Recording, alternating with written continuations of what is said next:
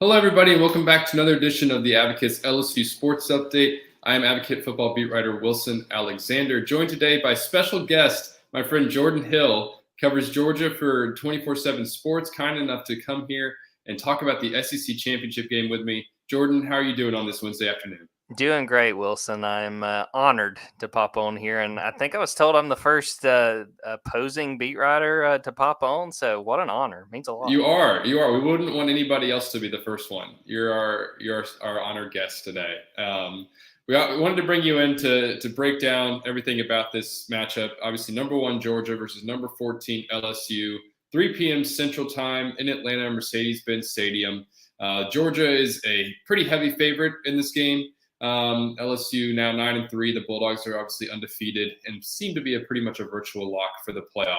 But want to get before we get too far in everything, just want to throw this out. Anybody have any questions? Send them our way.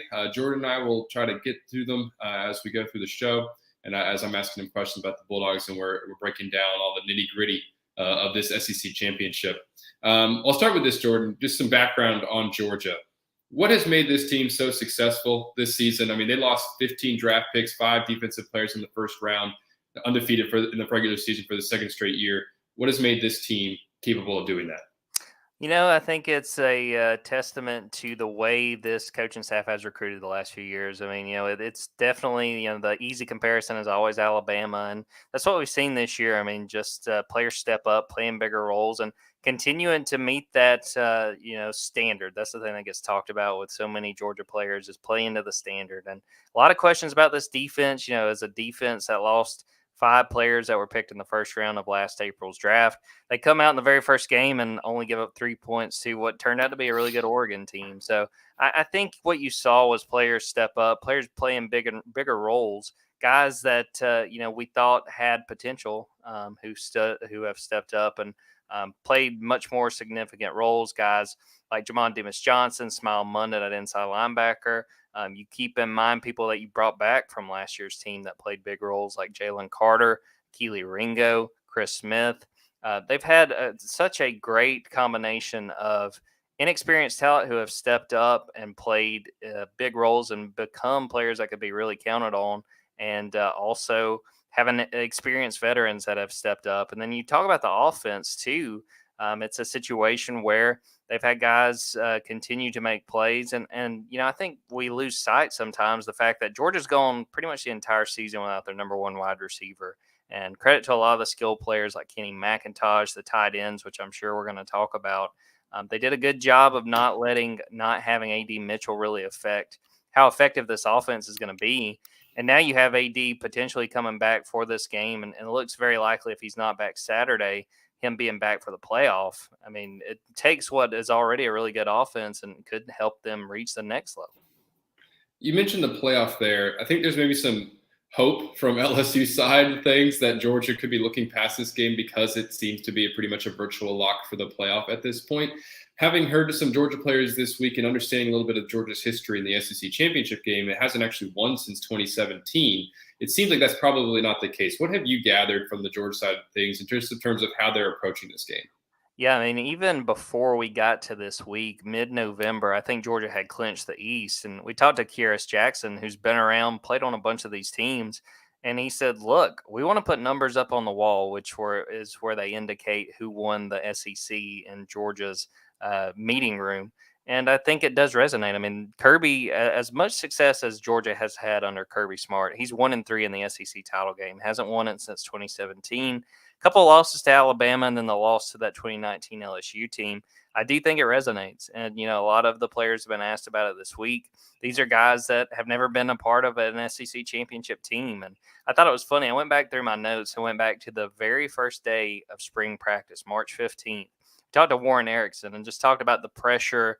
Is the pressure off now that you guys won the national championship? And the point he brought up was, look, we didn't win the SEC last year. We did not accomplish one of our main goals going into any year. So I totally understand LSU fans who, are kind of wishful thinking and saying, well, maybe this team is looking ahead. And we could get into Saturday and see kind of a lethargic performance from Georgia.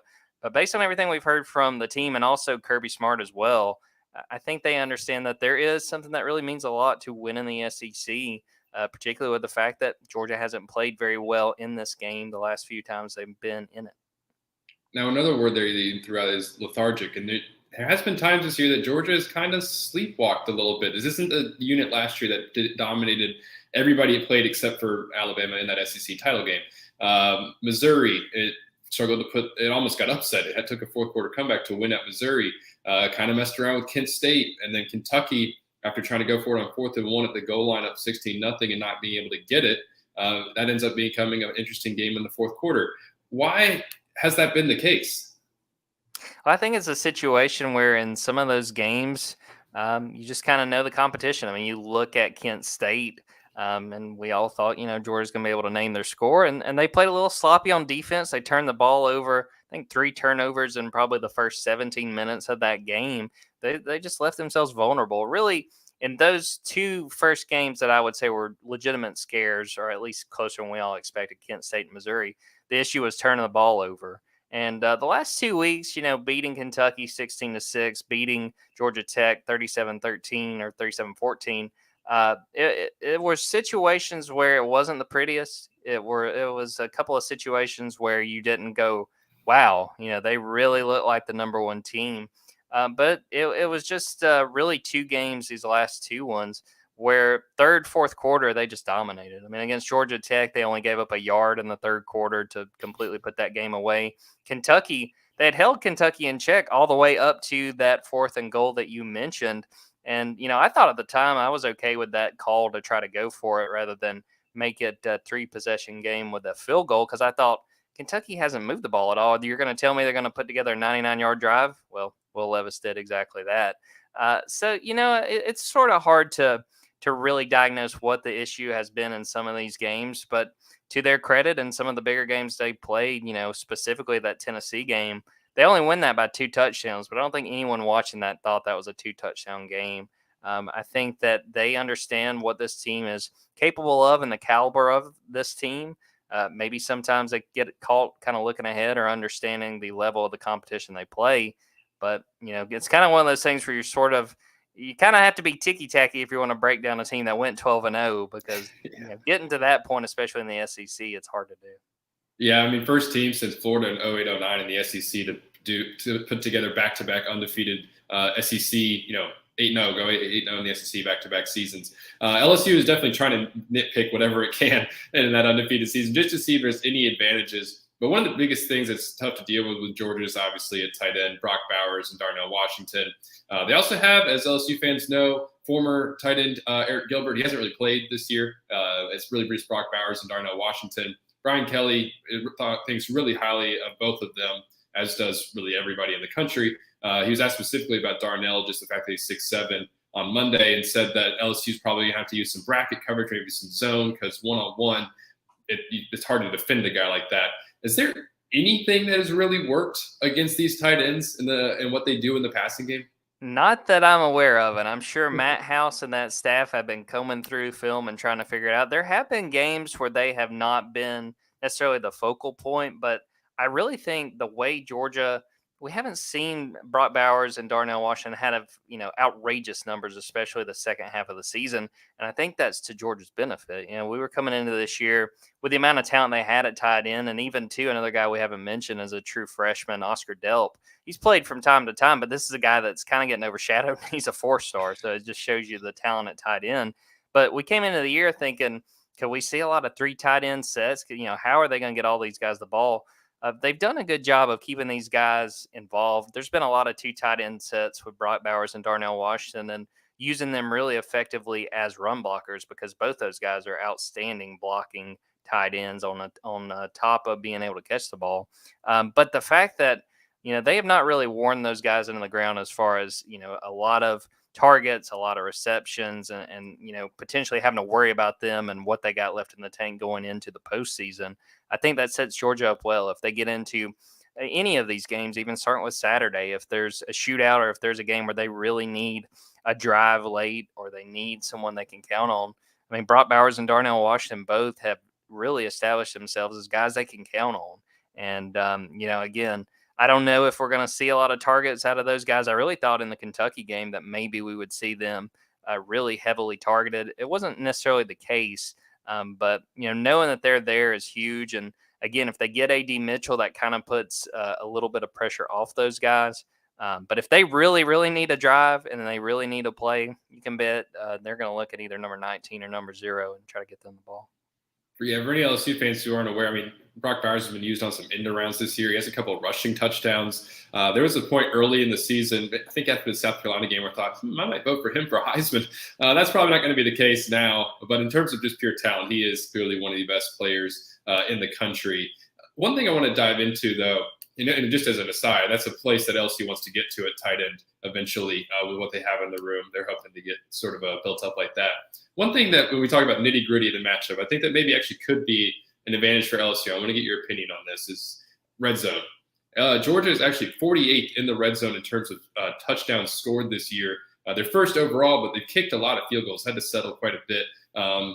It seems like maybe sometimes an issue of not being able to just overpower an opponent by running the football, or just some pass plays that aren't really maybe exactly what they're looking, just kind of falling complete, and there's some issues in that area. And it turns out LSU was actually second best in the country behind Georgia in terms of touchdown percentage allowed in the red zone heading into the Texas A&M game. It's now 7th, which is still pretty good. Is this actually maybe an advantage that LSU could have in this game, the way that Georgia has kind of scuffled around in the red zone this year? I think it's definitely an area if, we look at this game on Sunday and we say, oh, this game was close, and you tell me, how was it close? I would say, well, I bet Georgia struggled in the red zone. It has been an issue. It's been really hot and cold. It was like Georgia started the year doing really well, which, they scored 49 against Oregon. Pretty much everything went right in that game. But there were periods like that Missouri game where they were having to settle for field goals and just trying to stay alive. Saw it again in the Kentucky game, most notably with that 4th and goal that they weren't able to put in the end zone. The thing that interests me going into this game, if it comes to the red zone, is sort of the attitude and where this Georgia offensive line is, because I asked Warren McClendon, the right tackle, earlier this week, just about what was the issue, and he talked about that the offensive line has really challenged itself the last few weeks, saying we got to be more physical. We cannot be out physicaled in some of these games. And to their credit, they've run the ball really well the last 2 weeks. Kenny McIntosh, to me, it might be the X factor for Georgia going into the postseason, even past the SEC championship game, if they do in fact make the playoff, because of the way that he can get the ball in so many different ways. But the offensive line seems to be really confident and really, taking pride in being able to finish in the red zone. And I think it's something that they understand has not been to the standard they need, especially if they make the playoffs. Some of these offenses they could face, Michigan, USC, TCU, they can't afford to kick field goals. So I would say that, yes, that's an area that, to me, if this game winds up being close, it's probably because we saw a little bit too much Jack Podlesny out there kicking and not enough, being able to punch the ball in the end zone. What else would we have to say sitting there on Sunday would have to happen for LSU to just keep the game close in the fourth quarter and have a chance, or even spring the upset altogether? It feels like maybe turnovers. You mentioned how Stetson Bennett has a tendency sometimes to get a little reckless and take some shots downfield. But I mean, Georgia's turnover margin's -2. On the flip side, LSU's done a really good job of holding on to the ball, but that's kind of a double-edged sword because sometimes Shaden Daniels has been hesitant. Is it turnovers? Is there something else where you say, okay, if this happens, LSU's in the game late, maybe even wins? The two things I would start with turnovers, because specifically with that Kent State game and with the Missouri game, really early turnovers in both of those first halves that not only obviously in your possessions, but it gives the opponent the ball, and it kind of had Georgia playing from behind, specifically in that Missouri game, and you needed pretty much all 4 quarters to survive that game. And then on the other side, which I'm intrigued to see with the LSU offense, it's if Georgia gives up explosive plays, because based on what I've read and what I've seen, it doesn't seem like the Tigers have been able to generate a lot of explosive plays. But when Georgia has got itself in trouble, it's been not these long drives. Characteristically, it's not long drives. It's a play where someone gets 65 yards and all of a sudden they're at the 20. And then, maybe Georgia kind of buckles down, forces a field goal. But if LSU is able to create a bunch of those plays, catch guys off guard, again, a talented defense, but still a lot of guys going through this stuff for the very first time. You know, guys like Malachi Starks, he's never played an SEC title game before, and other guys who will be playing who have not been playing that much. Defensively, to me, that is the area where Georgia could find itself in trouble if they give up some of those explosive plays and if they're not able to rush the passer, because it's kind of been hit or miss. You lose outside linebacker Nolan Smith. That's a huge hole that they've been able to kind of fill a bit. But you can't replace Nolan Smith. So if they're not able to get after the quarterback and really affect the pocket for LSU, it could be a real window for the Tigers to make this thing interesting. Well, they're not really adept at explosive plays. That's kind of when you think about like why like LSU maybe isn't a great matchup in this game. Try to take down Georgia's because they tend to have these really long, methodical drives. A lot of times it's 75 yards plus. They actually rank in the bottom half of the country in 20, 30, 40, 50, and 60 plus yard plays. Georgia, I think, as we've seen, has actually, I don't know, it's kind of all over the place in terms of explosives, but maybe is a little bit more effective in breaking off some big ones. So LSU would have to certainly kind of turn around its tendencies in order for that to happen. And a big piece of that is going to come down to Jaden Daniels. For LSU fans, he is, as of Monday, was still in a walking boot. We haven't gotten an update from Brian Kelly. We'll talk to him tomorrow, as well as Kirby Smart on another sort of teleconference. We'll get kind of the last update on Jaden before game day. All indications are that he's going to play. He had to do a minor ankle test on Tuesday before practice to make sure he could kind of lift off of his toes, test the strength in that ankle that was injured late in the Texas A&M game in order to practice Tuesday and kind of go from there. I'd be surprised if he doesn't play. Georgia seems like they're anticipating that he'll play as well. Has Georgia – Jaden's kind of LSU fans have mixed opinions of him this season because there's been a stretch where he really played well between Florida and Alabama. There's been other times he's been kind of up and down. He's put up a lot of yards, but has this hesitancy to push the ball downfield. Has Georgia really played a quarterback like him? Or, I mean, Hendon Hooker kind of comes to mind as someone who's obviously really good, and Georgia shut him down. Would there be any sort of reason for Georgia to fear Jaden Daniels, or what would they kind of have to game plan with him? Well, I think there is the understanding that he can make those big plays, and Zion Logue talked about that earlier in the week. He kind of compared him to Robbie Ashford, although basically saying that probably a better version of Robbie Ashford there at Auburn. But it's been a situation as far as guys that can move like Jaden. It's been mostly what Georgia's faced this year, other than like Will Levis at Kentucky. For the most part, these guys that Georgia has played have that ability to escape the pocket, or at the very least extend plays and kind of force defenses to stay on top of their game. And time after time, Georgia's done a really good job. So I think it's going to be a situation. I would be really intrigued if Jaden doesn't go the whole way, if we see something else as far as him being limited, what that would look like, because Zion Logue was asked about that earlier this week, and he was basically like, well, that's the first I've heard of that he's dealing with a walking boot and working his way back. But yeah, I mean, I think there's an understanding that Jaden could generate plays, and it's been a situation again where Georgia's been really good on the very few opportunities they've allowed. When teams have been able to make plays, they find a way to bounce right back, getting stops, forcing field goals, or just forcing outright punts. It's going to be a challenge for this defense, but it's certainly not going to be one that they are new to this year. Yeah, it's going to be interesting to see what Georgia comes out in defensively, because it feels like a formula has kind of emerged in a way to sort of contain Jaden Daniels, which is basically rush 3 or 4, and Georgia's seems capable of being able to just rush 4, get after the passer a little bit, and drop everybody else into coverage. Teams like Arkansas and A&M used a spy at times to keep Jaden from escaping the pocket, and that ended up being pretty effective. Is this defensive front capable of just kind of rushing 4 and getting after the quarterback?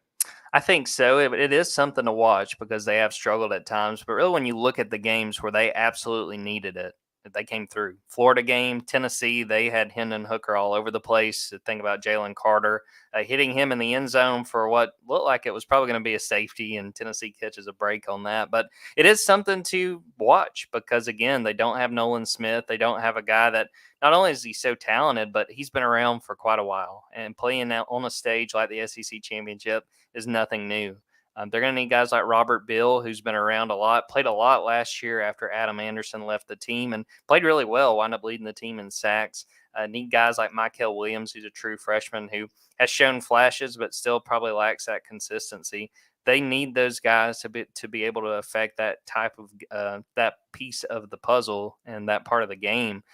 Because I think on the whole, in the second half of the season, they've done a very good job as far as rushing the passer. But there have been games where it's been very much lacking, and I don't think they can afford that if they're going to go into this game on Saturday and think it's going to be easy.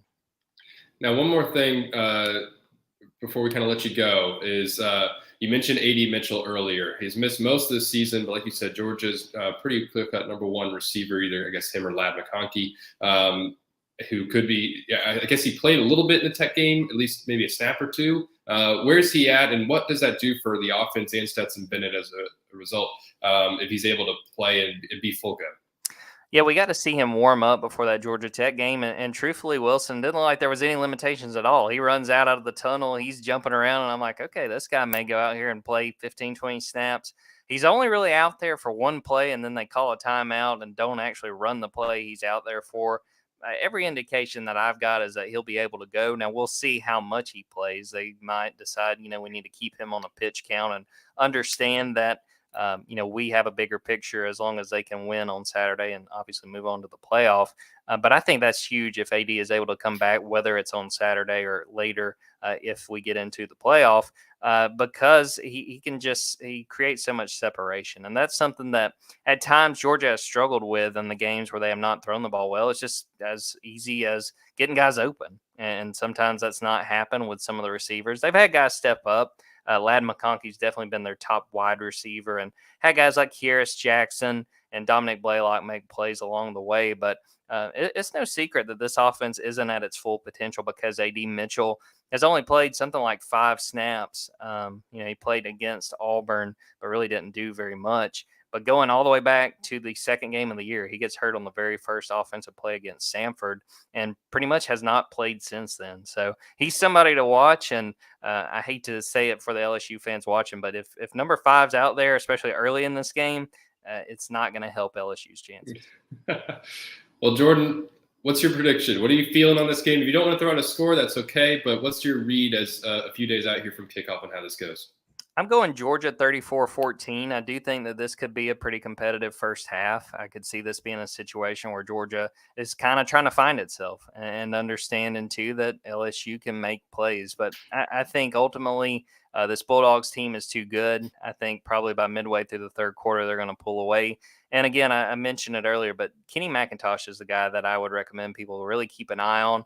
Had a great game against Georgia Tech, coming off of a very good performance against Kentucky. Had an 83-yard catch against Georgia Tech last week. He really seems like he is hitting the high gear at the most important time in the year. And they have ran the ball well, and I wouldn't be surprised if they really look at how Texas A&M attacked LSU last week and say we're going to really try to ground and pound this game. So I think Kenny's going to have a big game. I think we'll see those tight ends be able to make some plays as well, and I think Georgia moves on, goes into the playoff with an undefeated record. Yeah, I kind of have a similar feeling about it. It will be interesting if LSU keeps the game close at halftime because these are sort of two second-half teams. LSU has been really good in the second half this year with the defensive adjustments that Matt House has made. But Georgia is a little bit of a different beast with a roster that is much more stocked and deeper than LSU's is at this point just because Kirby has had that thing rolling for the last 6 years in terms of recruiting, obviously. And that's why they are still in the position they were in after winning a national championship and losing 15 draft picks. So we'll see it all play out on Saturday. Jordan, tell the people where they can find you. Absolutely. Dawgs247.com. You can follow me on Twitter at Jordan Davis Hill or at Dawgs247. So all kinds of content. We've got the Junkyard Dogcast podcast with all our previews for Saturday. So very busy time of the year, but very exciting one and looking forward to seeing what this looks like on Saturday. Absolutely. For LSU fans, we'll have you covered over at theadvocate.com and NOLA.com. You can sign up for our newsletter in your email inbox and join us here. I guess we'll have to kind of see what our postseason schedule looks like in terms of shows. Now that obviously next week there won't be a game. But you can, again, find us over at the website, As always, we'll have you covered from Atlanta for the SEC Championship, 3 p.m. Central Time on Saturday. Thanks, everybody, for watching. Thank you, Jordan, for joining me. For everybody over at The Advocate, I'm Wilson Alexander. Have a great rest of your week.